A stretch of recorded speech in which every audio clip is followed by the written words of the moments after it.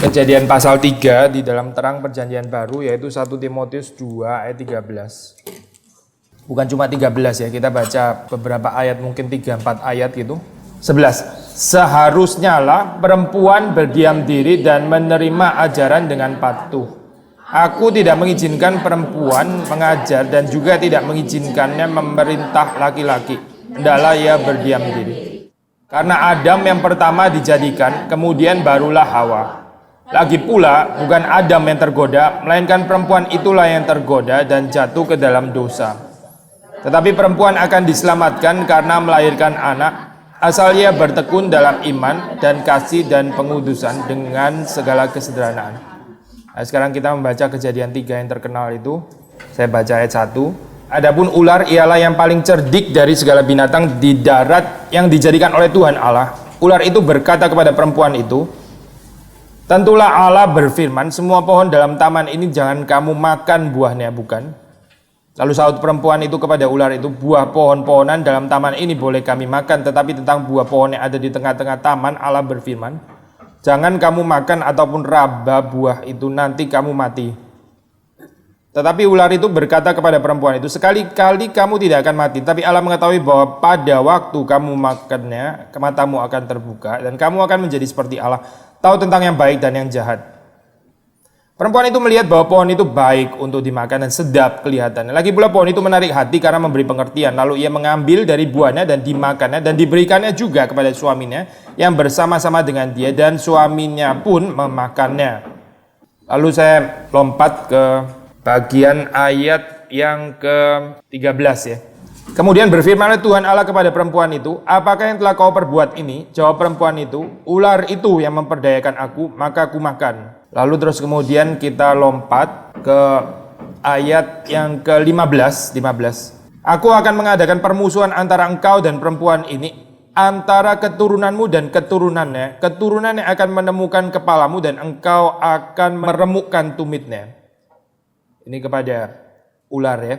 Lalu kepada perempuan itu firman Tuhan, susah payahmu waktu mengandung akan kubuat sangat banyak, dengan kesakitan engkau akan melahirkan anakmu, namun engkau akan berahi kepada suamimu dan ia akan berkuasa atasmu. Terakhir, yaitu ayat yang ke-20. Manusia itu, yaitu Adam ya. Manusia itu memberi nama Hawa kepada istrinya, sebab dialah yang menjadi ibu semua yang hidup ya. Mari kita berdoa.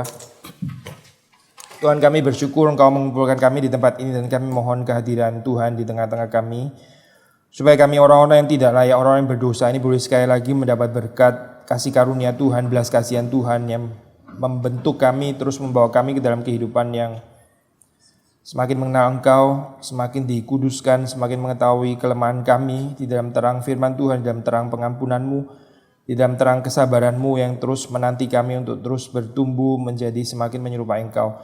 Tuhan, beri segala bijaksana kepada hamba-Mu supaya boleh mengomunikasikan firman Tuhan sesuai dengan konteks pergumulan kehidupan kami, dan berkatilah saat-saat sebentar lagi yang kami nikmati bersama. Demi Yesus Kristus kami berdoa. Amin. Saya di PA wanita di GRI saya bahas ini seri wanita-wanita di dalam Alkitab gitu ya. Kalau kita search internet Women in the Bible gitu, saudara ketemu berbagai macam list. Mungkin salah satu list yang paling pendek itu ada 8 gitu ya. 8 nama saja gitu. Salah satunya yang masuk, mungkin Hawa masuk di semua list kali ya gitu ya. Needless to say, yang pasti paling masuk di dalam semua list itu yaitu pasti adalah siapa soalnya? Maria ya, benar lah ya, Maria gitu. Kita orang Protestan kurang punya awareness ya tentang Maria ya. Maria itu perempuan pasti yang paling penting soalnya. Di dalam hal ini kita orang Protestan juga agree ya harusnya gitu. Meskipun kita nggak venerate seperti orang-orang Katolik atau orang-orang Eastern Orthodox di dalam hal ini. Saya memang mau masuk dari sini ya cuy. Kalau sudah melihat contoh yang paling positif ya, maksudnya kita bersama dengan ini, ecumenically speaking dengan orang-orang Katolik, orang-orang Eastern Orthodox, kita nggak ada kesulitan bahwa wanita nomor 1 di dalam Alkitab tentu saja itu Maria gitu. Tapi kalau kita lihat seperti di dalam Alkitab itu ada Adam, lalu terus kemudian ada second Adam yaitu Christ gitu kan ya. Nah, kalau kita bilang Maria itu lawannya apa? Sebetulnya kita ketemunya Hawa gitu. Jadi poinnya sederhana ya, kalau kita belajar Maria, memang di dalam perspektif Protestan kita tahu Maria bukan nggak ada kelemahannya gitu ya. Yesus pernah menegur Maria waktu di perjamuan di Kana kan ya, sudah baca cerita itu gitu. Tapi kalau kita melihat memang gambarannya itu secara keseluruhan generally kan picture-nya itu overwhelmingly positif gitu ya pasti ya. Maria kan ya. The Blessed Maria full of grace.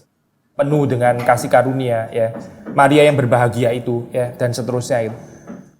Sebaliknya saya kalau kita lawan katakan kita ketemu Hawa, kita akan dapat gambaran itu melulu negatif gitu ya dengan ada secercah positif gitu ya. Sekali lagi ya, di dalam Maria itu gambarnya melulu positif dengan ada secercah kelemahan gitu ya. Kalau kita ketemu Hawa, kita akan ketemu ini ya, sosok yang dicatat itu banyak negatif ya. Pertama catatan tentang Hawa nggak terlalu banyak gitu ya, to be fair. Tapi waktu dicatat itu pun juga perhaps 90%, 95% nggak tahu lah berapa ini relatif angkanya. Gambarnya itu negatif gitu. Sehingga mempelajari Hawa seperti mempelajari Maria itu sangat-sangat meaningful, sangat-sangat berarti untuk kita. Kalau kita mau mengerti apa artinya menjadi perempuan yang berkenan kepada Tuhan ya kita bisa belajar Maria. Kalau kita mau mengerti apa artinya menjadi perempuan yang tidak berkenan kepada Tuhan kita bisa mempelajari Hawa gitu.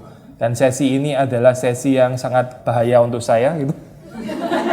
Karena saya akan bicara kelemahan-kelemahannya wanita gitu. Tolong jangan dianggap ini satu gerakan seksis, anti atau diskriminasi para wanita gitu. Maksudnya tapi ini pembicaraan yang realistis gitu ya.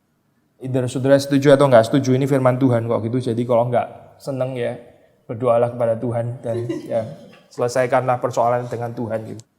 Saya cuma mewartakan apa yang di dalam Alkitab saja. Jadi saya sekali lagi ya kita mau belajar ini ya perempuan dan kebahayaan ya pada pagi hari ini gitu. Menurut perspektif Alkitab, saya sengaja mulai dari 1 Timotius 2 ayat 13 ya. Yang terus kemudian Paulus dengan sangat tepat itu mengangkat kembali ya pengertian tentang theology of creation sangat-sangat tepat ya. Nah, kalau sudah lihat seperti biasa ya, yaitu persoalan yang real terjadi di dalam jemaat ya. Lalu terus kemudian diselesaikan secara teologis.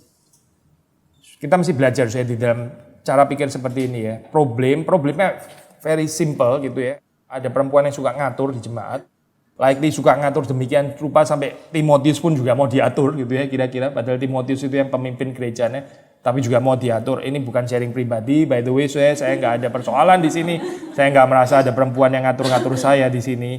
Cuma di dalam konteks itu kita tahu bisa terjadi di mana saja dan kapan saja gitu ya. Gambaran perempuan yang terlalu mendominasi dan sebagainya. Persoalan dia nggak bisa diem gitu ya. Nggak bisa remain quiet kalau dikatakan di sini gitu kan. Sampai Paulus bilang mesti remain quiet dan sebagainya. Perempuan-perempuan yang sulit menempatkan diri di dalam ordo yang tepat itu. Yang terjadi di dalam jemaat yang dilayani oleh Paulus dan Timotius. Lalu di situ Paulus menyelesaikannya secara teologis gitu. Sekali lagi ya, poin ini saja sudah menjadi satu poin yang sangat penting di dalam kehidupan kita. Kita seringkali menyelesaikan persoalan kita itu secara praktis dan pragmatis, bukan teologis ya gitu. Itu berbeda sekali dengan bagaimana Paulus menyelesaikannya ya. Bagi Paulus ya, waktu di Korintus ada orang potluck kayak sini saudara potluck juga gitu ya. Ada orang potluck, lalu ada orang makan duluan, yang lain gak kebagian. Itu masalah kristologis bagi Paulus gitu. Itu masalah theology of the cross yang gak beres di sana gitu. Jadi bukan diselesaikan secara pragmatis, secara praktis gitu ya, secara pengatur. Urusan gini kan gampang. Sudahlah datang lebih awal atau dimundurin aja jamnya begitu ya, supaya semuanya dapat. Itu penyelesaian praktis namanya. Tapi Paulus melihat ini persoalan kristologis. Ini orang gak mengenal Kristus bisa sampai kayak begini, gak mau nunggu. Ini persoalan dia nggak memahami salib sebetulnya gitu. Jadi kita mau belajar daripada orang-orang ini seperti Paulus, seperti Timotius dan orang-orang yang lain. Waktu mereka melihat persoalan, kita melihatnya itu dari perspektif teologis. Gitu. Of course saya nggak mengatakan perspektif teologis adalah satu-satunya perspektif. Ada perspektif ekonomis pasti, ada perspektif politis, ada perspektif estetis, ada macam-macam lah di dunia ini ada banyak perspektif gitu. Tapi kita sebagai orang Kristen mesti bisa berpikir dari perspektif teologis. Karena kalau enggak kita ya seperti kayak bukan orang yang mengenal Alkitab. Sekali lagi ya, kalau sudah membaca di dalam 1 Timotius 2 ayat 13 itu persoalannya apa sih saya? Persoalannya sekali lagi adalah persoalan perempuan yang nggak bisa submit gitu. Dan ini nggak bisa submit bukan cuma di dalam keluarga saya, nggak bisa submit di dalam pertemuan gereja, nggak bisa submit di dalam likely juga di dalam masyarakat, tapi di sini memang konteksnya di dalam gereja ya kayaknya. Saya baca lagi ya saya. Let a woman learn quietly with all submissiveness. Sudah melihat di sini ya, submissiveness itu kepatuhan ya, oke kepatuhan. Kepatuhan ya itu sangat berkaitan dengan quiet gitu. Jadi perempuan nggak bisa quiet, nggak bisa submit kalau menurut ayat ini gitu. Kan itu berarti ini ngomong bukan cuma sekedar ngomong, kita bisa bilang apa sih persoalannya dengan ngomong? Memang kita diciptakan dengan mulut gitu kan ya. Itu ngomong terus itu ngomong itu berarti kita menempatkan diri itu di atas, lalu orang yang mendengar omongan kita itu berarti kita taruh di bawah gitu. Ngomong terus menempatkan diri sebagai pengajar, terus yang mendengar, karena perempuan ini nggak bisa diem, dia nggak bisa submit, dia nggak bisa takluk, dia nggak bisa patuh. Lalu Paulus di sini kan juga mengatakan ayat 12 ya, I do not permit a woman to teach or to exercise authority over a man, rather she is to remain quiet. Ya. Saya tahu sudah ada orang-orang reform yang menghayati ayat ini begitu literal ya, sampai benar-benar ya, misalnya rapat ini ada perempuan di situ, nggak boleh ngomong sama sekali, to remain quiet, ini ayatnya, ini firman Tuhan berkata ya, to remain quiet gitu. Sudah di sini ntar juga nggak boleh tanya loh ya, karena to remain quiet gitu. Semuanya harus dipimpin oleh laki-laki. Bukan cuma itu, kalau saya terusin lagi mengajar menjadi guru sekolah minggu pun juga nggak oke. Karena Paulus mengatakan seorang perempuan tidak boleh mengajar laki-laki gitu. Saya pikir ini ngaco ya ini Pak. Itu apa tafsiran kayak begitu tuh betul-betul kacau gitu. Ini di dalam kaitan perempuan nggak boleh mengajar atau exercise authority kepada laki-laki. Kalau laki-laki itu ordo yang di atas saya gitu. Ya, istri terhadap suami itu jelas nggak oke Perempuan jemaat terhadap hamba Tuhan yang laki-laki juga nggak oke pasti gitu. Perempuan sebagai warga negara ngatur-ngatur presiden juga nggak oke karena ini ordonya kan di atasnya dia gitu. Tapi kalau perempuan kepada anak yang laki-laki ya tentu saja bukan ini yang dimaksud Paulus gitu. Kalau seorang ibu nggak boleh mendidik anaknya coba gimana Itu kan unthinkable ya. Kita nggak bisa percaya bahwa Paulus mengajarkan hal seperti itu benar-benar nggak mungkin gitu. Seorang ibu nggak boleh mengajar anaknya, yang boleh mengajar cuma papanya doang begitu. Kan nggak mungkin kan kita menerima, saya nggak usah discuss lagi itu bahwa argumentasinya nggak mungkin. Menurut kita kan sudah yakin memang itu benar-benar nggak mungkin kan Jadi jelas di sini bukan di dalam pengertian seorang ibu itu nggak boleh mengajar sama sekali. Pokoknya semua laki-laki manapun nggak boleh mengajar dan dia harus selalu diem kalau ketemu dengan laki-laki gitu. Coba sudah bisa bayangin nggak setiap kali saudara ketemu anak laki-laki saudara harus diem gitu. Kan nggak mungkin sama sekali tuh kayak begini kan ya. Jadi kita tinggalkan tafsirannya atau bukan agak sih, konyol sekali menurut saya. Yet, dialectically speaking, kita mesti bilang bahwa kecenderungan seorang perempuan yang mau exercise authority, menguasai laki-laki yang ada di atasnya, itu very, very real.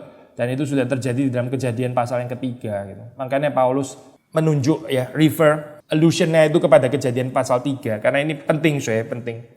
Paulus mengatakan Adam yang dibentuk terlebih dahulu, dia diciptakan terlebih dahulu, baru Hawa ya. Bukan Hawa lalu kemudian Adam. Nah seperti saya percaya saudara sering dengar ini ya di kelas Tris, mungkin Bu Ina ya sering kali bawa ini, saya sendiri juga pernah dengar dari Bu Ina membawakan gitu ya, dia menekankan bahwa di dalam perjanjian baru ya dikatakan yang tertipu itu Hawa bukan Adam gitu. Ini jelas ya Adam was not deceived ya. Adam itu nggak tertipu Hawa yang tertipu ya, dan kalau became a transgressor kita tahu dua-duanya became a transgressor sama-sama melanggar kan akhirnya. Tapi menurut ayat 14 yang tertipu itu bukan Adam tapi Hawa gitu.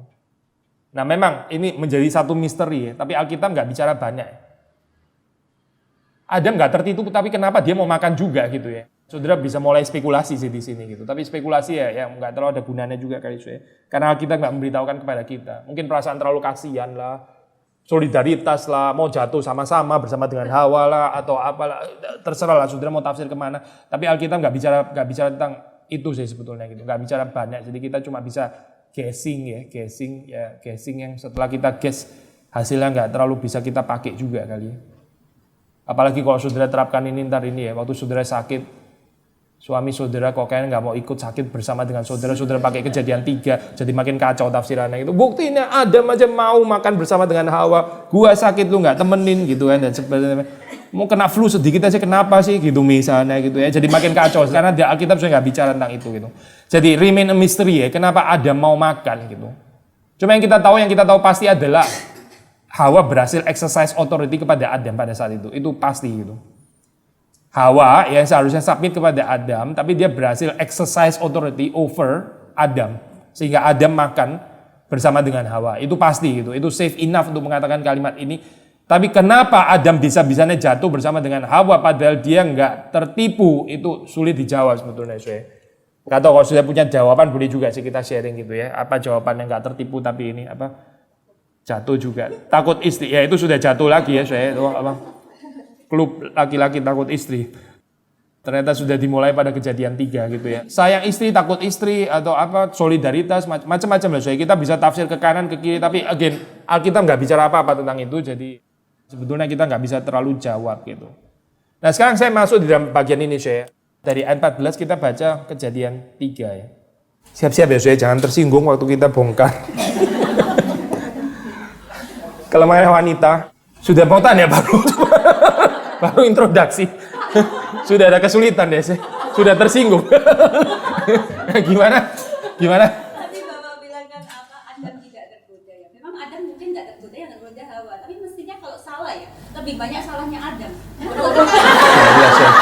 Ini sudah percikan pertama sudah kayak gini. Kita lihat ya Pak ya, Tuhan itu kan bilang yang kejadian 2 itu Hawa belum diciptakan kan. Tuhan bilang kan semua pohon boleh kamu makan. Ya oke, terus. Ngomongnya kan langsung ke Adam. Itu betul. Jadi Terus. Yang salah itu yang memberontak secara aktif maksudnya Adam. Tahu dari mana maksudnya kesimpulannya? Hawa belum ada waktu itu. Hawa kan belum diciptakan. Gini loh, Hawa ini bisa jawab tuh di sini gitu kan. Hawa bisa jawab. Dia jawab dari mana gitu. Berarti dikasih tahu kan. Berarti Adam sudah kasih tahu kan. Nah sekarang gini ya, saya terus sampai sini ya.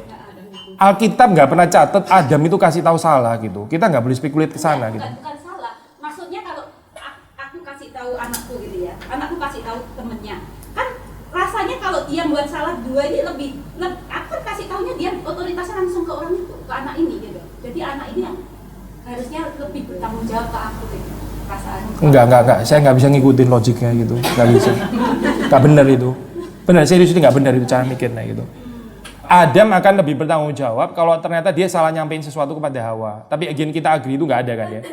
Jadi Tuhan menyatakan kepada Adam, itu dalam kedaulatan Tuhan, kita nggak mungkin menyerang Tuhan di dalam hal ini gitu. Maksudnya tindakan yang sangat konyol, apalagi untuk orang reform. Tuhan pasti nggak ada salahnya. Pertama dia berkata kepada Adam dalam bijaksananya. Tuhan mengendaki berarti Adam menyampaikan kepada Hawa. Dan Adam kita safely enough kita assume bahwa dia menyampaikan kepada Hawa itu betul gitu. Hawa dengarnya nggak beres gitu. Seriously, bener. Ini loh, saudara boleh senang, boleh nggak senang. Hawa dengarnya nggak beres gitu. Coba baca di sini, kutipannya nggak beres kan? Nah ini loh problem wanita di situ gitu. Gak baru kan untuk saudara kan? Coba yang suka nambah-nambahin, yang suka ngurang-ngurang itu siapa kalau bukan wanita? Gitu. Ini loh, kejadian 3 gitu. Tapi saya belum masuk ke situ, saya masuk ke pertama dulu lah. Saudara sabar ya, saya selesaiin dulu. Nanti saudara mau lempar apa? Kue tiaw tomat atau apa, ntar belakangan ada waktunya sih. Tapi tolong saya selesaiin dulu gitu ya. Again, ini salah satu sesi yang akan banyak menimbulkan. Coba saya masuk dulu ya, ayat 1 ya. The serpent was more crafty than any other beast of the field. Ini Alkitab mengatakan bahwa ular, kita sudah pernah bahaskan saya, kenapa pakai ular, kenapa nggak pakai iblis saja? Karena di dalam teologi penciptaan lebih masuk ya pakai bahasa ular gitu. Ular itu maksudnya Allah menciptakan manusia sebagai the crown of creation, mahkota ciptaan. Lalu terus kemudian ada ciptaan yang lebih rendah daripada manusia. Maksudnya dalam ordo ciptaan gitu. Kalau yang disebut di sini iblis, mulai jadi agak iblis di mana ya posisinya? Kan nggak gampang-gampang kan menempatkan saya. Iblis itu malaikat kan, malaikat yang jatuh gitu.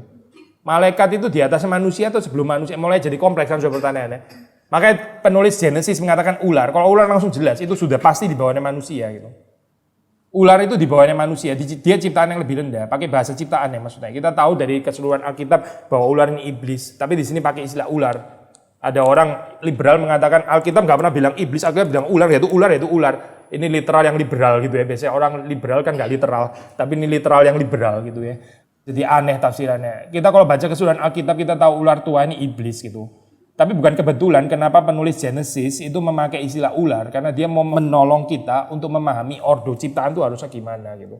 Sekali lagi ya, Allah menciptakan manusia. Manusia itu ada laki-laki dan perempuan. Dan ordonya laki-laki perempuan itu Adam dan Hawa gitu. Jadi Adam yang di atas, Hawa yang di bawah. Di dalam ordo ya. Lalu Adam, Hawa, lalu ciptaan yang lebih rendah. Dan menurut Alkitab, ciptaan yang lebih rendah itu yang paling cerdik itu ular yang di atas itu. Kita nggak ngomong volumenya, kita nggak ngomong kekuatan, kita nggak ngomong ini ya. Kita ngomong yang dibilang Alkitab, yang paling cerdik dari semuanya itu ular itu. Jadi waktu bicara tentang kecerdikan, di antara lower creatures itu yang paling cerdik, yang paling tinggi adalah ular. Jadi ini ular, ini di atasnya langsung Hawa ya. Nah, kalau sudah lihat di sini, ini kecerdikan ya daripada ular itu. Dia cari next ordo di atasnya. Dia nggak cari Adam gitu. Dia cari Hawa gitu. Saudara pernah dengar kalimat ini kan, saya? Di balik kesuksesan seorang suami itu ada apa? Saudara senang dengan kalimat ini gitu. Cuma kalimat itu kurang lengkap sebetulnya. Di balik kejatuhan suami juga ada perempuan yang di belakang sebenarnya. Sesuai dengan ini apa? Kejadian 3 gitu. Ini yang kita nggak senang dengan kalimat. Yang saudara nggak senang sebetulnya gitu. Kalau kita lihat kecerdikan ular itu dia tahu ini pasti kejadian 3 ya, saya. Tapi somehow seperti ada pengetahuan gitu ya, bahwa nggak gampang menjatuhkan Adam gitu. Bagian daripada kecerdikannya ya. Dan Paulus bilang kepada Timotius, Adam was not deceived ya. Saudara jangan protes firman Tuhan ya. Was not deceived ya, itu was not deceived gitu. Kalau saudara nggak setuju, karena menurut saya deceived ya, saudara melawan firman Tuhan. Kalau saudara melawan firman Tuhan, ya terserah, kita negara bebas ini ya apa. Mau melawan firman Tuhan ya boleh saja gitu. Tapi Alkitab bilang Adam was not deceived. Saya percaya Adam was not deceived sesuai dengan Paulus berkata kepada Timotius ya. Ini bebas daripada kelaki-lakian ya. Seperti kayak, wah Adam was not deceived. Lu laki-laki, lu ngomong Adam was not deceived. Saudara juga serang Paulus akhirnya. Paulus laki-laki juga. Makanya dia bilang Adam yang was not deceived. Kalau saudara mikir sudah kayak gitu, saudara, kita nggak bisa ketemu gitu. Kita nggak ada high view of the Bible berarti gitu. Saudara punya pandangan tentang Alkitab itu very low. Dan kita putar-putar sendiri pokoknya bagaimana kalau saya laki-laki yang harus di atas. Kalau saya perempuan yang harus di atas gitu. Itu bukan pembacaan Alkitab yang oke sih. Itu pembacaan Alkitab yang mencelakakan kita sebetulnya. Sekali lagi ya. Adam was not deceived, dan somehow kayaknya ular tua ini tahu kalau Adam ini nggak gampang dipedayakan, makanya dia hantam Hawa ya. Saudara perhatikan ya, itu di dalam keluarga ya, saudara bisa menjadi point of entrance yang merusak keluarga. Itu nggak tentu suami, ya. Kita tahu ada suami juga yang rusak, pasti ada gitu ya. Saya bukan mengatakan waktu Adam was not deceived itu berarti semua laki-laki nggak bisa dideceive, pasti nggak bisa ditarik kesimpulan kayak begitu ya. Tapi di dalam kejadian ya, menurut Paulus bukan Adam yang tergoda tetapi Hawa gitu dalam hal ini, atau yang tertipu ya gitu. Maka kita mesti melihat di sini ya, kerapuan wanita itu diungkapkan di sini. Jadi di sini kalau sudah melihat ular itu menghantam Hawa ya, dan bukan kebetulan itu dikatakan kecerdikannya itu. Dia more crafty than any other beast. Ini bukan kalimat-kalimat yang sembarang ngomong cuma sekedar introduksi karena mau menemuin kalimat supaya ceritanya agak panjang. Oh bukan, saya ini sangat penting kalimat ini memberitahu kepada kita, termasuk di dalam kecerdikannya itu dia approach-nya kepada Hawa. Hati-hati ya saya. Kita bisa menjadi, saudara bisa menjadi point of entrance kejatuhan yang direncanakan setan di dalam kehidupan keluarga saudara dari perempuan, bukan dari laki-laki. Lalu setan bilang apa? Did God actually say, you shall not eat of any tree in the garden? Apa sih kalau kita belajar ini? Kita nggak belajar teologi setan ya, kita mempelajari teologi tentang perempuan gitu. Perempuan itu sangat rentan dengan gambaran negatif, sangat rentan dengan gambaran negatif itu. Ini kita bisa bilang secara stereotype, secara general ya. Yang pikir lebih negatif itu sebenarnya lebih banyak itu perempuan daripada laki-laki. Of course ya, laki-laki bisa pikir negatif. Kalau laki-laki pikir negatif, kita kadang-kadang bercanda, kita lu kok kayak perempuan gitu loh ya. Kok lu kayak perempuan, ini takut, ini paranoia itu apa, ini gimana sih, laki atau bukan kayak gini gitu kan ya. Laki memang seringkali over optimisme juga gitu, sudah jelas-jelas ada bahaya, dia masih nggak sadar gitu. Makanya perlu perempuan yang pikirannya agak negatif itu ya, supaya bisa dia tari-tarian agak seimbang gitu lah, saya kira-kira gitu. Tapi kalau sudah dilihat di sini sudah dari beginning ya, di dalam kejadian 3, yang ditanamkan setan itu kan, you shall not eat of any tree in the garden. Gambarnya kan sama sekali bukan ini kan saya. Gambarannya itu kamu boleh makan semua ya, kecuali satu gitu. Semua itu nggak tahu berapa. Saya sudah pernah belajar biologi. Ada berapa jenis pohon yang berbuah di dalam dunia ini. Nggak tahu ada berapa. Saya nggak ngerti. Semuanya itu oke, kecuali satu itu. Itu 99,99999% gitu ya kira-kira ya. Tapi setan bilang kamu nggak boleh makan semuanya kan di dalam garden ini kan ya. Perempuan ini rentan sekali dengan gambaran negatif kayak begini. Ini sudah membawa dia ke dalam paranoia. Dan inilah poin yang digarap oleh setan. Memang waktu sudah membaca di dalam ayat yang kedua, sudah mendapati jawaban yang nggak gitu gampang juga ya. Nggak langsung Hawa bilang, oh iya ya, jadi semua nggak boleh dimakan ya. Waduh gitu ya, enggak juga memang gitu. Yang nggak goblok-goblok banget gitu sih, enggak sih memang. Tapi kalau sudah baca ini ya, di dalam responnya seperti seringkali sudah di-observe, sudah ada kesalahan ya di sana ya. We may eat of the fruit of the tree in the garden. Kita boleh makan ya. The fruit of the trees in the garden. Tapi Allah berkata, kamu nggak boleh makan buah dari pohon yang ada di tengah-tengah taman ini ya. Dan kamu juga nggak boleh sentuh ya, nanti kamu mati gitu. Nggak boleh sentuh ya, seperti sudah pernah dengar ya, bagian ini kan paling sering dibahas ya. Kan nggak ada ya sebetulnya, kalau sudah perhatikan di bagian atas ya, Allah berbicara kepada Adam kan nggak ada bagian itu kan. Jadi dia sudah mulai terjebak ke dalam certain paranoia di sini. Sentuh pun juga nggak boleh, Allah nggak pernah bilang nggak boleh sentuh. Memang in prinsip betul juga sih waktu itu, kalau sudah nggak kepingin ngapain sentuh juga gitu loh ya. Saya poinnya bukan di situ lah saya. Maksudnya kalau mau sudah lihat logis ya logis. Memang kalau nggak kepingin ya nyentuh ngapain? Bener juga sih kalimat ini to certain extent bener. Tapi saya bukan bicara kebenaran dalam hal itu, saya bukan gitu. Tapi bahwa Hawa itu sudah mulai terbawa ke dalam paranoia yang ditaburkan oleh si iblis gitu loh. Nggak that severe, nggak seperti persis yang dikatakan oleh setan, tapi sudah mulai masuk ke sana gitu. Gambaran bahwa fokusnya ini sekarang mulai digeser dari apa yang boleh menjadi apa yang tidak boleh gitu. Sekali lagi ya, dari apa yang kebebasan begitu banyak, konsentrasinya kepada apa yang kurang. Sekali lagi ya, ini loh perempuan kayak begini saya. Ada 9 hal baik, ya dia konsentrasi kepada satu yang kurang. Coba saya perhatiin. Dari 10 hal, 9 hal itu sebetulnya bisa menjadi alasan untuk kita bersyukur, tapi kita lihat satu yang kurang gitu. Termasuk kepada suami juga bisa kayak gitu saya. Kebaikan suami, satu yang kurang, yang ini nggak bisa, mesti yang ini gitu. Gak baru kan saya ini ya, dari setan sudah ada di dalam Kejadian 3 gitu. Dan setan menggunakan cara ini ya untuk menggeser fokusnya Hawa kepada yang satu yang nggak boleh ini gitu. Dan dia kejebak saya di dalam perspektif ini, dia mulai masuk ke sana, lalu mulai memperhatikan bukan kepada apa yang boleh yang begitu banyak, kebebasannya begitu luas, tapi dia terbawa kepada konsentrasi ya. Kenapa ya nggak boleh ini ya? Nggak boleh dipegang lagi saya, nggak boleh dipegang, nggak boleh disentuh dan sebagainya. Tapi terus kemudian ular ini melanjutkan lagi pembicaraannya. Oh enggak, kamu enggak akan mati. Kamu enggak akan mati karena Allah itu tahu waktu kamu memakan, matamu akan terbuka. Ya, your eyes will be open and you will be like God knowing good and evil. Tafsiran klasik ya, yaitu apa yang ditanamkan di sini di dalam pikiran Hawa, yaitu apa? Hawa ditanamkan oleh si ular tua ini, oleh si iblis, pikiran yang sempit tentang Allah ya. Maksudnya dia dibawa kepada konsep doktrin Allah bahwa Allah itu narrow hearted itu. Hatinya itu sempit. Dia itu nggak mau manusia bahagia. Dia itu nggak mau manusia itu hidup di dalam kesenangan gitu ya. Dia ada iri hati gitu.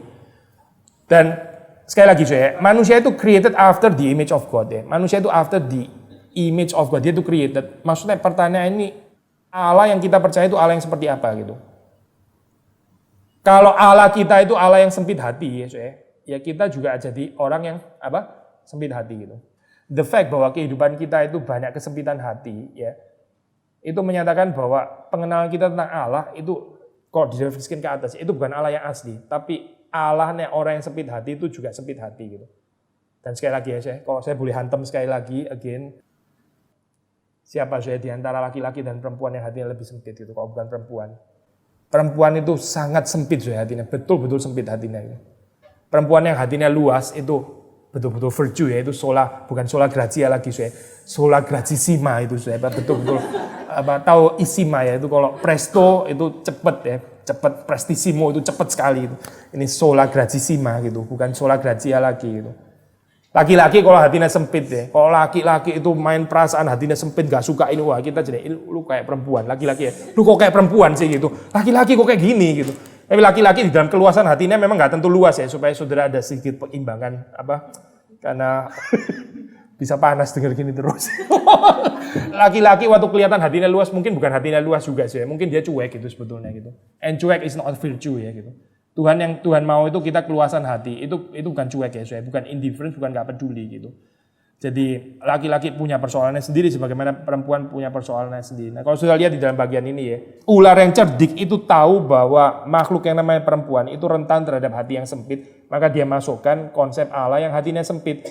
Ini sangat gampang diresepsi oleh Hawa yang akhirnya bisa mengembangkan konsep kesempitan hati Allah. Akhirnya dia created after the image of that God yang hatinya sempit itu, yang nggak mau share kebahagiaan kepada manusia. Mulai terus paranoidnya makin berkembang kan sudah di sini kan ya. Mulai dia pikir gitu. Dia pikir apa sih? So when the woman saw that the tree was good for food. Saya tertarik dengan istilah ini, the tree was good for food. Ya. Ada pergeseran ya. Yang good itu Tuhan sebetulnya gitu. The source of all goodness, kebaikan itu Tuhan gitu. Dia itu maha baik. Tapi di sini setan menggeser matanya Hawa waktu dia mulai melihat Tuhan itu kayaknya kok nggak terlalu baik kayak begini ya gitu ya. Dia itu hatinya sempit, dia menahan sesuatu, dia itu nggak mau kita tahu sesuatu. Karena dia itu insecure gitu kan ya. Tuhan kita itu Tuhan yang insecure, maka dia sendiri sebetulnya sedang insecure, bukan Tuhan yang insecure. Yang insecure ini Hawa sebetulnya gitu kan ya. Nah di dalam keadaan seperti ini dia bergeser karena tidak lagi melihat kemahabaikan Tuhan. Akhirnya dia melihat sesuatu yang lain itu menjadi baik. The tree was good. Ini jadi saingan ya mulai jadi ada. Kalau kita nggak bisa cukup dengan kebaikan Tuhan, kalau kita dalam kehidupan nggak ada kecukupan melihat kebaikan Tuhan, ya, sudah akan lihat yang lain tuh jadi baik gitu. Whether itu tas dari Paris lah, atau itu make up yang bagaimana lah, atau ya itu yang mulai jadi good gitu. Karena kita mulai nggak cukup untuk melihat kebaikan atau kemahabaikan Tuhan. Dan iblis menghantam bagian itu ya, seperti kita tahu, dan akhirnya the woman saw that the tree was good for food. Iya, ini bagus ya, ini enak, ini baik untuk makanan. Dan dia mulai melihat ini sebagai a delight to the eyes. Kita mengingat perkataan Yohanes ya, ada 3 hal ya, itu apa? Apa sih? Keinginan mata, keinginan daging, dan keangkuhan hidup ya. Sudah perhatikan ya, keinginan mata ya, itu perempuan sangat rentan ya. Kalau laki-laki, perhaps keangkuhan hidup itu paling rentan ya di situ ya. Maksudnya sin of pride. Itu kayaknya somehow, itu rentan sekali ya laki-laki itu. Tapi perempuan itu sangat-sangat rentan dengan delight of the eyes gitu.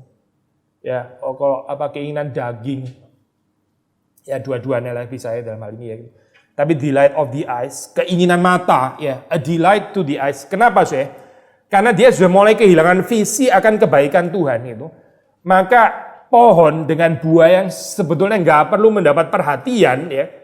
Akhirnya sekarang mulai jadi fokus di dalam kehidupan Hawa, dia menjadi ada delight di sini ya, melihat yang sebetulnya nggak boleh, padahal yang boleh kan banyak sekali begitu ya, yang diberikan Tuhan, tapi dia mulai konsentrasi kepada yang tidak boleh ini, a delight to the eyes, and that the tree was to be decided to make one wise. Nah ini menarik ya, biasanya gini ya, ini stereotype yang perlu dikoreksi oleh Alkitab.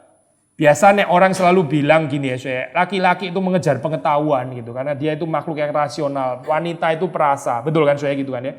Tapi ayat ini menyatakan bahwa perempuan itu sangat punya ambisi untuk wisdom and knowledge kalau menurut ayat ini gitu. Sangat punya. Jadi kita jangan underestimate ambisi ini ya.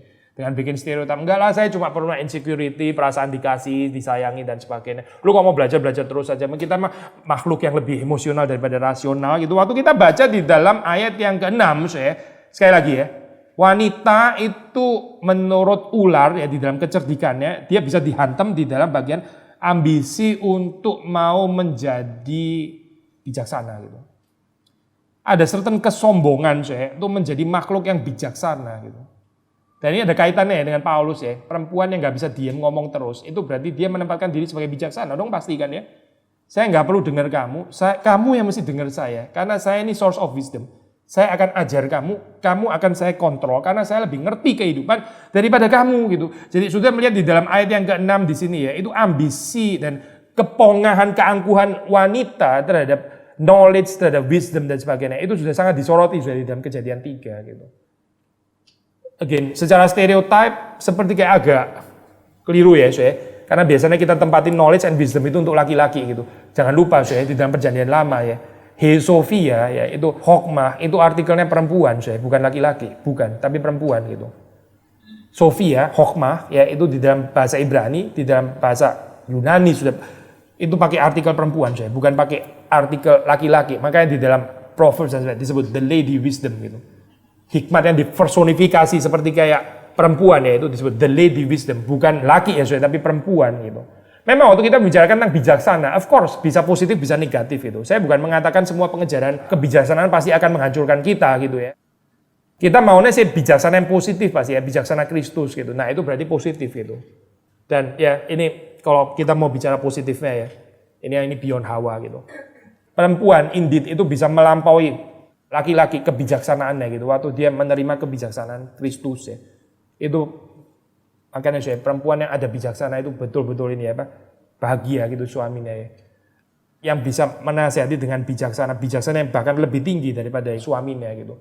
Maksudnya berdasarkan konsep Alkitab itu granted gitu ya, karena wisdom itu disebut itu perempuan gitu. Tapi di sini ya, setan memakainya untuk menghancurkan Hawa, untuk membawa dia ke dalam false wisdom ya, kepada bijaksana dan hikmat yang keliru gitu. Seperti self righteousness itu keliru, self wisdom juga keliru di dalam bagian ini ya. Sekali lagi saya baca ya, and that the tree was to be desired to make one wise. Jadi dia kepingin jadi bijaksana, seperti dikatakan oleh setan tadi gitu, atau ular ya.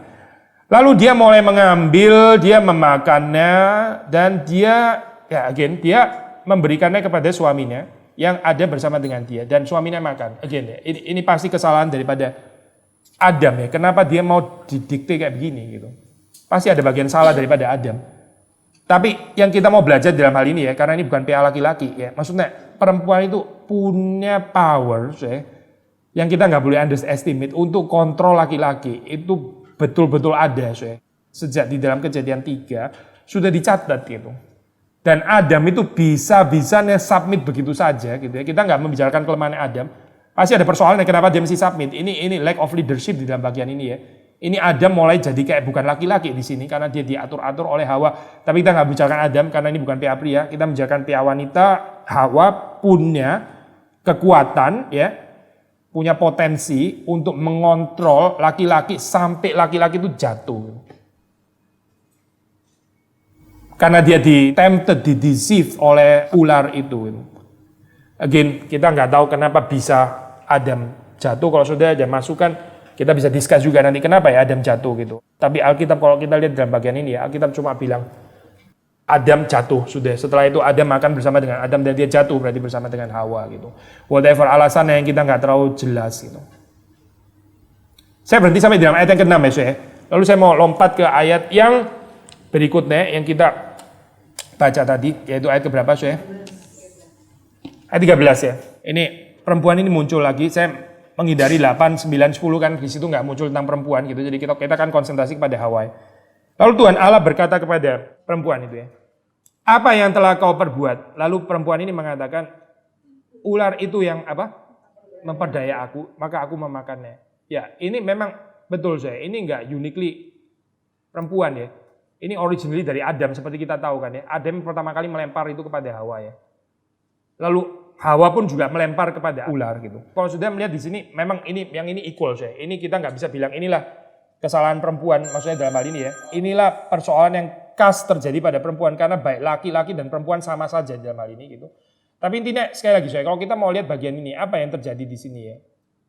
Yang dalam hal ini ya let's say common baik untuk laki-laki dan perempuan. Yaitu instead of bertanggung jawab ya, bear responsibility for himself atau herself, dia lempar kepada ordo yang lebih rendah gitu. Saya mau tekenin kalimat terakhir nih saya, lemparnya kepada ordo yang lebih rendah gitu. Inilah kekanak-kanakan yang sesungguhnya saya. Orang yang punya jiwa pemimpin itu ya, bertanggung jawab dan dia tanggung bukan hanya kesalahannya sendiri pasti harus ditanggung. Dia bahkan bisa menanggung kesalahan yang dibawa gitu. Itu pemimpin ya. Jadi kalau kita punya anak buah ya, kita punya anak yang salah bukan kita, yang salah itu adalah yang dibawa. Saya bilang, saya yang tanggung jawab itu. Itu true leader. Gak usah ngomong dia bertanggung jawab terhadap kesalahannya sendiri ya, itu gak usah ngomong lagi, itu sudah pasti, itu basic, itu kindergarten stuff, ya. Itu kindergarten gitu.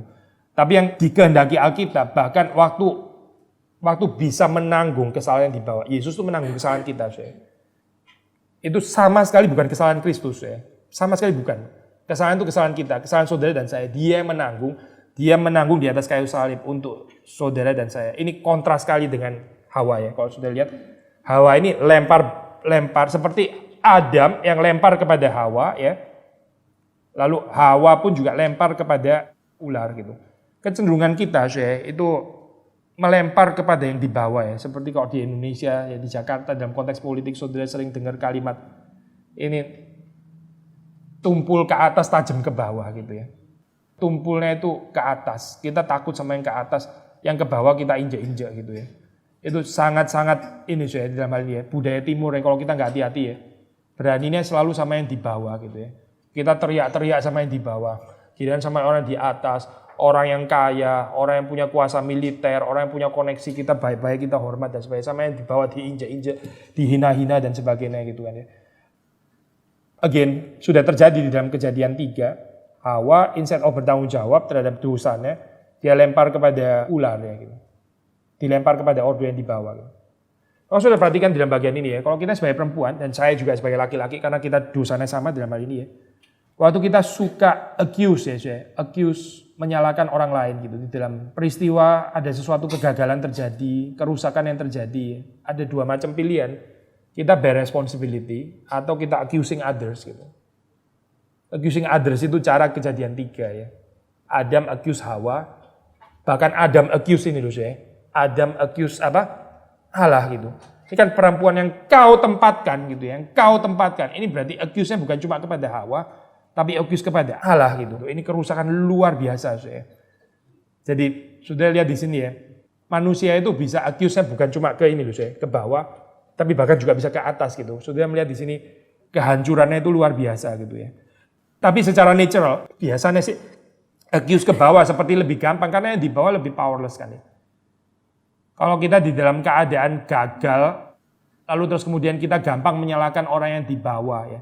Kita nggak mau bear responsibility, kita nggak mau introspeksi, kita nggak mau mengaku dosa, kita nyalain orang lain, ya itu yang di atas, yang di bawah. Dan kita mengulangi kejatuhan perempuan yang dicatat di sini gitu.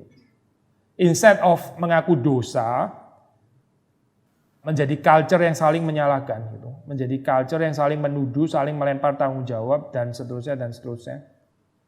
Saya lompat ke ayat yang ke-15 ya. Ini memang bukan perkataan Tuhan kepada perempuan, tapi perkataan kepada ular ya. Tapi sudah perhatikan dalam bagian ini. I will put enmity between you and the woman. Coba saya ngomong lagi kalimat ini ya. Siapa yang lebih suka konflik ya, laki-laki atau perempuan? Sama-sama ya. Sama-sama ya. Saya mau ngomong ini dulu saya. Di dalam ayat 15 ya. Ini menarik saya. Sudah di-secure tempat untuk holy enmity gitu. Tuhan itu menyediakan kepada perempuan saya pertempuran yang kudus gitu ya. Kalau saudara mau ada dislike, ya inilah masuklah dislike yang ini saya gitu. Ini naturnya perempuan ya, yang gak seneng sama orang yang hatinya sempit, yang selalu mau musuhan dengan siapa saja gitu ya. Kalau bisa Tuhan mendengar permintaanmu gitu ya. Ayat 15 ini loh, kalau mau bermusuhan, you have to know who your real enemy is, yaitu serpent gitu. Bukan sesama manusia ya. I will put enmity between you and the woman. Ya. Ini Tuhan nggak bilang I will put enmity between you and Adam, tapi and the woman. Saya. Ini menarik ya saya. Perempuan itu boleh bertempur, bahkan harus bertempur. Saya. Kalau menurut ayat ini harus ada permusuhan. Pertanyaannya itu permusuhan dengan siapa gitu saya. Kalau kita bermusuhan dengan suami ya kacau. Saya. Suami itu bukan ular, bukan gitu. Kita bermusuhan tetangga kacau lagi gitu. Kita bermusuhan dengan sesama anggota gereja dan ya kacau. Tapi kalau kita ngikutin ayat ke-15 ada holy enmity between the serpent and the woman ya. Alkitab bilang the woman bukan the man tapi the woman. Between your offspring and her offspring ya. Kenapa the woman? Dan sesuai kalau melihat ini ya Pak. Saya mau balik lagi ntar kaitin sama 1 Timotius gitu. Kenapa woman saya? Karena woman inilah yang akan menghadirkan keturunan ya. Your offspring, her offspring. Kita juga bisa bilang ini Adam's offspring juga kan ya. Abraham kan punya offspring, disebut offspring of Abraham gitu ya, keturunan Abraham. Tapi kalau sudah membaca di dalam Kejadian ini yang ditaruh bagian ini ya, dengan semua resiko tapi juga kebahagiaannya ya, keturunan itu belongs to woman di dalam hal ini gitu. Kita tahu ya keturunannya ini ya, keturunannya woman ya, itu ya Israel ya. Manusia Israel dan akhirnya terus kulminasinya yaitu kepada Kristus ya dalam hal ini ya. Her offspring gitu. Keturunannya Hawa ya. Yang disebut di sini adalah wanita dan ini seperti kayak mengantisipasi apa yang dikatakan di dalam ayat ke-20. Ayat ke-20 itu menarik. Ini pertama kali di dalam seluruh Alkitab nawa Hawa itu muncul gitu. Hawa itu pertama kali muncul dalam ayat ke-20 bukan sebelumnya. Enggak ada itu istilah Hawa sebelum itu enggak pernah ada. Baru di dalam ayat ke-20 dan di dalam ayat ke-20 ini jelas-jelas setelah kejatuhan yang kacau ini kan kejatuhan di dalam dosa yang begitu kacau. Tapi kalau sudah membaca di situ ya, keterangannya atributnya tentang Hawa itu disebut yaitu karena dia adalah ibu dari segala yang hidup ya. Nah ini tadi saya bilang ya, Di tengah-tengah gambaran yang melulu negatif ada secercah apa ini saya? Positif ya di dalamnya. Positifnya itu besar juga loh. If, because she was the mother of all living. Ini bukan dikatakan begini saya. Maka Adam menyebut dia itu Hawa. Karena apa? Karena dialah yang menyebabkan kejatuhan yang pertama gitu misalnya ya. Karena dialah yang apa itu penyebab katastrofa di dalam dunia ini. Pokoknya menarik yang apa dan pokoknya semua all negatif itu. Adam nggak bilang itu saya. Atau Alkitab ya nggak mengatakan kalimat itu. Tapi istilah Hawa di sini disebut sebagai satu istilah yang positif ya. Despite setelah kejatuhan gitu. Ada pengharapan ya saya. Ini bukan gambaran negatif. Tapi sebelum kita masuk ke dalam pengharapan ini ya. Mari kita masuk ke dalam ini saya. Potensi kelemahan yang betul-betul real di dalam kehidupan manusia. Ini yang membedakan pengharapan yang sejati, pengharapan yang dalam, pengharapan Kristen, ya, pengharapan yang realistik. Waktu kita terlebih dahulu masuk ke dalam kedalaman kebobrokan kita, ya, baru kita bisa berharap. Tapi waktu Tuhan membawa kita kepada kebobrokan kita enggak, kita nggak gini, kita nggak mau kayak gini. Ya. Saudara nggak akan pernah masuk ke dalam pengharapan gitu. Pengharapan yang ada di sini, ini pengharapan setelah kita dengan sakit dan penuh sakit, Tuhan menyatakan ini loh, borokmu tuh kayak begini gitu. Tapi Tuhan nggak berhenti kepada borok kita ya, tidak gitu. Tuhan nggak berhenti, tahu kan? Salah kan? Ngerti sekarang? Kamu salah berdosa ya, terus oke, jelas ya kamu berdosa terus Tuhan tinggal. Bukan saya, bukan. Ini bukan Tuhan, yang itu setan kali saya. Berhenti kepada accusation gitu. Seperti kayak ada kemiripan di sini ya. Seolah-olah Tuhan itu mirip seperti setan. Setan seperti mirip seperti Tuhan. Maksudnya dua-duanya accuse gitu loh. Dua-duanya bongkar keborokan kita gitu kan ya. Sampai demikian rupa kita ini confused. Kadang-kadang kita pikir kalau Tuhan mau membuka borok kita bilang ini setan. Saya nggak mau dibuka. Padahal itu Tuhan yang sedang buka gitu. Hati-hati saya. Kalau kita sendiri nggak mau dibuka borok kita ya, termasuk borok kewanitaan kita. Kalau untuk saya borok kepriaan dalam hal ini ya, kita nggak bisa masuk ke dalam kalimat ayat 20 ini. Ayat 20 ini baru dikatakan setelah semua perkataan yang menyakitkan ini ya, yang sangat menjadi penghakiman untuk Hawa di dalam hal ini. Baru dikatakan, she was the mother of all living. Tuhan gak give up berarti gitu. Tuhan gak give up dengan kebobrokan manusia. Tuhan gak give up. Tuhan tetap akan berjalan. Tapi alangkah indahnya saya, kalau kita tahu kedalaman pengharapan ini dengan mengetahui sekali lagi ya, kebobrokan dan kerusakan kita. Saya balik lagi ke atas ya. Jadi Adam nggak dibilang tentang offspring di sini, yang dibilang tentang offspring yaitu Hawa. Dan ini cocok dengan kalimat yang di ayat 20, she was the mother of all living ya. Nggak disebut Adam, he was the father of all living, tapi Hawa yang adalah the mother of all living. Kenapa sih? Karena yang mengandung memang Hawa, bukan ini ya, bukan Adam gitu. Tapi coba saudara perhatikan di dalam kalimat atas itu, di dalam proses mengandung, apa yang di situ dilakukan, yang dikatakan oleh Allah. Ya, betul kan ya? Setelah bicara tentang holy enmity tadi ya. Lalu ayat 16, I will surely multiply your pain in childbearing. Aku akan melipat gandakan ya, apa itu sakitmu di dalam apa ini? Melahirkan anak. In pain you shall bring forth children. Offspring sih offspring, tapi painful saya, very very painful. Saya nggak mengerti ya, sudah pasti lebih mengerti daripada saya. Meskipun sekarang di Facebook orang masukin ya, ada orang stimulasi apa itu laki-laki apa. Oke lah, sakitnya perempuan mengandung itu kayak gimana gitu ya, supaya tahu sedikit rasanya itu. Saya nggak terlalu tertarik sudah mencoba gitu apa. Itu biar di reserve untuk perempuan aja itu pengalamannya gitu ya. Tapi laki-laki waktu menghadapi itu nggak tahan, sudah teriak-teriak gitu ya, lebih perempuan dari perempuan. Lebih nggak tahan. Balik lagi ke sini ya. Tuhan mengatakan, in pain you shall bring forth children, your desire shall be contrary to your husband, but he shall rule over you. Saya mau mengaitkan kalimat ini dengan balik lagi ya, 1 Timotius 2 ayat 13 ya. Atau ayat tadi ya, bukan cuma 13 tapi sebelumnya tadi. Jadi kalau sudah lihat di sini ya, let a woman learn quietly with all submissiveness ya. Persoalannya di mana saya? Persoalannya kalau sudah baca di dalam Kejadian 3 itu. Hawa terlalu banyak bicara saya. Terlalu banyak bicara. Gitu. Kalau dia quiet saya, nggak ada persoalan. Misalnya saya, ini spekulasi ya, nggak terjadi sih. Kejadian 3 nggak gini jalan ceritanya. Tapi ini sedikit spekulasi ya. Misalnya gitu ya. Setelah ular ngomong mendekati Hawa, dia tinggal ngomong, lu settle sama Adam aja lah. Yang kan Tuhan bicara sama dia. Saya cuma belajar second source dari Adam gitu. Selesaikan saya. Ini yang ngurus itu Adam. Jadi lu mau silakan urusan sama Adam gitu. Mungkin nggak akan terjadi jatuh dalam dosa karena Alkitab mengatakan Adam itu was not deceived. Saya. Tapi Hawa karena ngomong terus, ngomong lagi, Diajak ngomong ditanggapi lagi, akhirnya makin keracunan, makin keracunan, terus gak bisa keluar lagi setelah itu. Karena apa? Karena banyak bicara. Maka Paulus waktu bilang, let a woman learn quietly with all submissiveness. Pertama, Hawa di dalam Kejadian 3 itu nggak bisa diam, ya itu satu. Kedua, dia juga nggak bisa submit sebetulnya gitu. Kalau dia bisa submit, sekali lagi dia menyerahkan kepemimpinan kepada Adam kan ya. Kamu mau deal, ya sudah deal sama Adam saja gitu. Dia kepala ciptaan Adam ya dalam hal ini. Hawa tunduk kepada Adam. Tapi Hawa nggak bisa tunduk kepada Adam. Waktu nggak bisa tunduk kepada Adam, dia jawab ya. Saudara pernah ada pengalaman kayak gini ya, saudara berdua sama suami, orang tanah yang jawab saudara terus, hati-hati loh. Itu milik Kejadian 3 kayak gitu. Bener loh. Akhirnya suaminya dilecehkan. Yang celaka itu ada suami yang menikmati gitu. Ya udah lalu memang lebih banyak ngomong aja nggak apa-apa. I don't mind gitu. I don't mind, lu ngomong terus nggak apa-apa. Kontrol aja terus kayak gitu. Saya juga jadi lebih tenang akhirnya. Ini laki-laki yang benar-benar perempuan saya kayak begini ya. Perempuan makin menikmati kontrol ini ya, conversation dan sebagainya gitu. Itu perempuan yang sama sekali nggak anggun saya.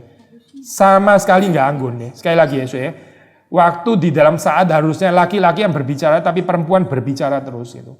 Sekali lagi saya ulang kalimat Paulus ya. Let a woman learn quietly with all submissiveness. I do not permit a woman to teach or to exercise authority over a man. Rather she is to remain quiet. Jangan mengajar laki-laki ya. Di dalam hal ini order yang lebih tinggi. Bukan semua laki-laki again ya. Hawa itu harusnya dia diajar oleh Adam. Kan Adam yang dapat perintah pertama kali dari Allah kan ya. Jadi harusnya Hawa menempatkan diri sebagai yang diajar oleh Adam. Tapi di situ Hawa malah mengajari Adam untuk makan ini buah terlarang itu gitu. Di dalam kekacauan ini dia makanya persis sekali ya, waktu Paulus mengarahkan ini kembali kepada Kejadian 3 itu sangat tepat. Karena fenomena yang terjadi di dalam jemaat yang dilayani oleh Timotius dan Paulus, ini sangat mencerminkan Kejadian pasal yang ketiga. I do not permit a woman to teach or to exercise authority over a man. Rather, she is to remain quiet.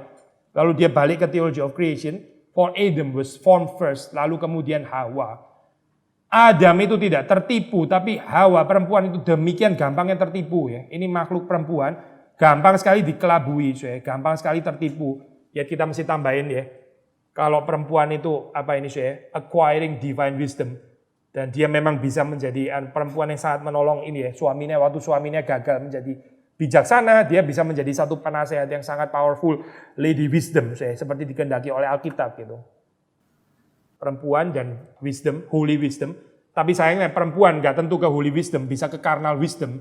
Dan itu yang dihantam oleh ular ya. Kalau kita baca di dalam Kejadian pasal yang ketiga gitu. Ambisinya untuk mengejar knowledge and wisdom secara keliru. Terakhir ayat 15 ya. Ini menarik ya. Waktu dikatakan yet she will be saved through childbearing. Dia akan diselamatkan melalui melahirkan anak. Maksudnya apa kalimat ini? Kalau sudah baca sepintas, bukannya kita orang Protestan bilang kita diselamatkan karena iman, karena anugerah. Kok diselamatkan karena melahirkan anak gitu. Pertama ini bukan keselamatan dalam pengertian itu maksudnya ya. Keselamatan daripada exercising authority yang nggak pada tempatnya itu loh maksudnya ya. Ini bicara konsep apa di dalam konteks perempuan yang nggak bisa diam, yang exercising authority, power di dalam order yang salah, dia akan diselamatkan ya dari situ ya dengan melahirkan anak. Ini sangat menarik Kalau sudah banding lagi ke Kejadian 3 itu bilang tentang woman and her offspring kan Lalu di sini Paulus meneguhkan lagi Kejadian 3, kamu akan diselamatkan waktu kamu melahirkan anak. Apa kaitannya melahirkan anak dengan diselamatkan dari exercising authority? Pertama kita tahu ya, saudara tahu, lebih tahu dari saya. Waktu saudara ini ya Pak, proses mengandung, melahirkan dan sebagainya. Kita kan mengalami pembentukan ya. Kita yang tadinya itu cenderung lebih powerful, bisa jadi lebih lemah lembut. Karena itu betul-betul pembentukan sangat intensif, betul kan kan ya? Saya nggak terlalu mengerti, saudara mengerti. Orang yang melahirkan, ya, mengandung dan sebagainya, di dalam semua kesakitan yang dia lalui gitu ya, kita berharap terjadi pembentukan positif, dia menjadi perempuan yang lebih bisa diam. Saudara pernah menemui ini nggak orang yang tadinya sombong setelah dia sakit, jadi lebih rendah hati, ada kan ya? Orang yang tadinya itu kayak ngomong seperti kayak selalu show of power, setelah dia pernah bangkrut, setelah itu dia mulai jadi lebih lebih lemah lembut ngomongnya, nggak sombong gitu. Ada kan ya? Sama loh ini sederhana ya. Orang mengandung melahirkan karena sakit ya. Tadinya itu exercising authority kayak perempuan powerful gitu ya. Jadi perempuan yang lebih feminin dengan melahirkan anak gitu. Tapi yang lebih penting daripada ini ya, saya mau mengatakan karena dengan perempuan melahirkan anak, Dia tahu dia mesti exercise authority kemana. Kepada anak maksudnya gitu, bukan kepada suaminya, apalagi kepada Tuhan ya, atau kepada Timotius, kepada Paulus, kepada anak Ini tempat untuk exercise authority yang benar kalau perempuan itu ada anak. Saya terusin kalimat yang mungkin agak sensitif untuk saudara ya. Again ini sesi hari ini nih saya banyak resikonya lah pokoknya tapi saya tetap ngomong karena ini Alkitab gitu. Saudara mesti perhatikan ya, perempuan yang nggak menikah dan nggak melahirkan anak itu sangat rentan terhadap exercising authority. Perempuan yang nggak nikah, ya, saya bukan bilang semua perempuan mesti menikah, karena ada orang dapat karunia nikah, ada yang nggak dapat karunia nikah, ada yang dapat karunia selibat gitu kan ya. Tapi saudara yang nggak menikah, saudara betul-betul harus hati-hati ya untuk menemukan orang yang ada ordo di bawah saudara supaya jangan salah exercise authority gitu. Perempuan yang nggak nikah itu bukan hanya bisa kukuai luar biasa, tahu nggak istilah itu ini pembicaraan dunia kayak gini, bukan hanya kukuai tapi kukuai kenapa? Ya itu karena dia salah, nggak ada tempat tuh exercising authority, akhirnya kontrol orang yang nggak seharusnya dia kontrol gitu.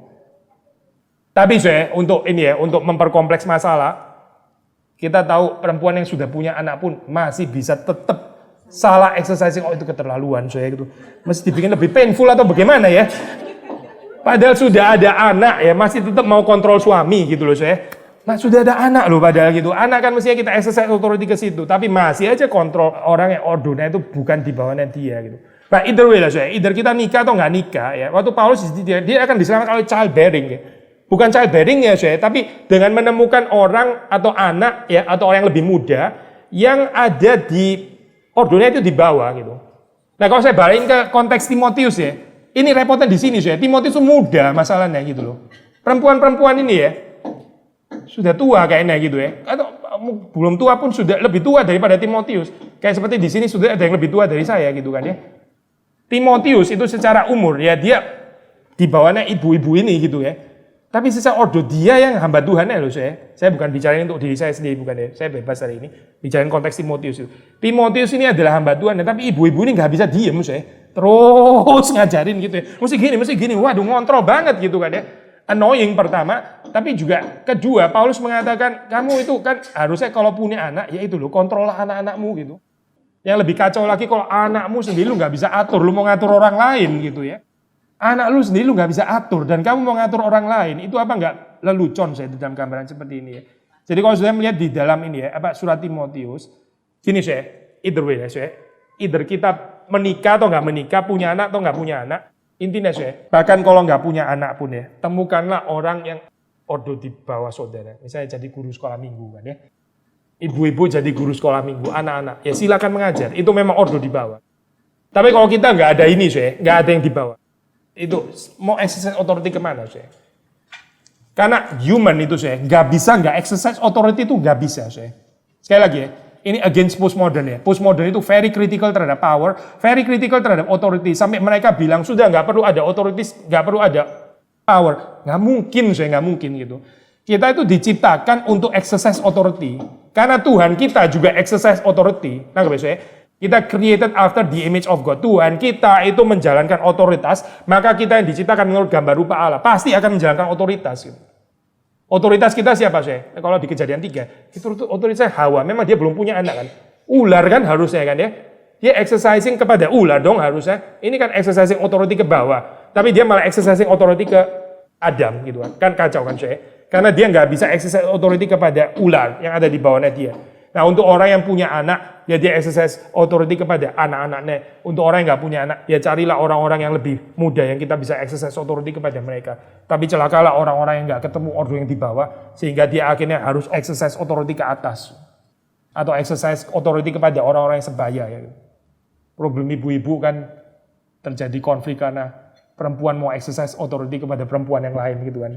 Paling nggak bisa kan kayak gitu kan lebih rentan lagi daripada laki-laki gitu. Tapi kalau kita bisa menempatkan diri kita dalam ordo yang tepat gitu. Makanya Paulus bilang childbearing. Dia akan diselamatkan oleh childbearing. Ya. Ibu-ibu itu diselamatkan oleh childbearing. Lalu dia bisa belajar submit ke atas, tapi dia juga bisa exercise authority ke bawah. Kalau ini berarti membereskan ordo ciptaan. Kalau sudah melihat di dalam Alkitab ya, ada problem apa di dalam gereja, Paulus itu menyelesaikannya secara teologis ya, Soe. Karena kita cuma menyelesaikan secara pragmatis, praktis, gak menolong kemana-mana, Soe. Bener-bener gak menolong kemana-mana. Misalnya ya, perempuan banyak bicara, ya udah dia setiap kali pergi ke gereja suruh pakai helm aja gitu. Dia ngomong-ngomong terus ya, dia yang denger dia sendiri karena dia pakai helm. Itu agak menyelesaikan, akhirnya nggak ada, terserah, saya nggak bisa dengar. Tapi nggak menyelesaikan soal persoalannya, pakai helm, ya udah pakai helm, dia nggak bertobat akhirnya gitu. Karena penyelesaiannya bukan penyelesaian teologis, tapi penyelesaian praktis ya, penyelesaian pragmatis gitu. Waktu kita di dalam kehidupan keluarga, waktu kita di dalam kehidupan mendidik anak dan sebagainya, kita pakai penyelesaian apa sih? Penyelesaian teologis atau penyelesaian pragmatis, praktis, penyelesaian ekonomis ya. Penyelesaian ekonomis itu akar segala persoalan adalah tidak cukupnya uang gitu ya. Jadi kalau kita lebih kaya, semua persoalan akan terselesaikan. Itu namanya jawaban ekonomis ya, kira-kira gitu lah ya. Jawaban ekonomis yang salah itu yang nggak sesuai dengan Alkitab gitu. Tapi kalau kita belajar dari Paulus berusaha untuk menyelesaikan persoalan itu secara ini ya, teologis, dan di sini dia referensinya itu kepada theology of creation gitu, dan sangat-sangat tepat, sangat-sangat tepat gitu. Waktu di Korintus dia bicara tentang teologi salib, sangat-sangat tepat. Urusan makan nggak bisa nunggu, dia bicara salib, dia bicara Kristus dan sebagainya, sangat-sangat tepat. Paulus nggak bicara tentang theology of creation kan di sana, dia bicara tentang Kristus. Tapi di sini dia nggak bicara tentang kristologi, dia bicara tentang theology of creation, sangat-sangat tepat. Kepekaan seperti ini, kalau kita mempelajari Alkitab, kita bisa berhadapan dengan semua persoalan kekacauan yang timbul di dalam dunia ini, baik di dalam skala yang paling kecil sampai skala yang paling luas gitu. Oke, sekarang kalau ada tomat melayang silakan.